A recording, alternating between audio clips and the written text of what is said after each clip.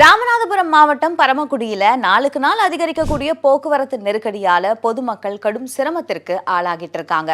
ராமநாதபுரம் மாவட்டம் பரமக்குடியை சுத்தி ஏராளமான கிராமங்கள் இருக்கு. இந்த மக்கள் எல்லாரும் தங்களுடைய அத்தியாவசிய தேவைக்கு பரமக்குடிக்கு தான் வந்துட்டு போறாங்க. அதே மாதிரி ராமநாதபுரம் மாவட்டத்துல புண்ணிய தலங்கள் அதிகமா இருக்கிறதால டெய்லி வெளிமாநிலங்கள்ல இருந்தோ வெளி மாவட்டங்கள்ல இருந்தோ ஏராளமான மக்கள் பரமக்குடியை கடந்து போறாங்க. இதனால பரமக்குடி நகரம் நாளுக்கு நாள் போக்குவரத்து நெருக்கடியில சிக்கி தவிக்குது. இந்த போக்குவரத்து நெருக்கடினால அடிக்கடி விபத்துகள் நடக்கிறது வாடிக்கையாயிடுச்சு.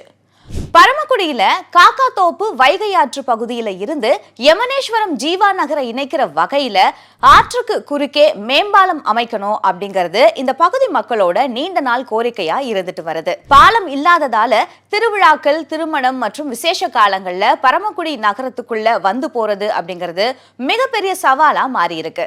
அதனால போக்குவரத்து நெருக்கடியை குறைக்கிற வகையில, விபத்துக்களை தடுக்கிற வகையிலயும் பரமக்குடியில மேம்பாலம் அமைக்கணும் அப்படின்னு அரசுக்கு பரமக்குடி மக்கள் கோரிக்கை விடுத்திருக்காங்க. இப்படி பொதுமக்களுக்கு தேவையான அடிப்படை வசதிகளை 4 ஆண்டு ஆட்சியில இருந்தும் செய்யாததுதான் திமுக ஆட்சியோட சாதனையா சாமானிய மக்கள் பாக்குறாங்க.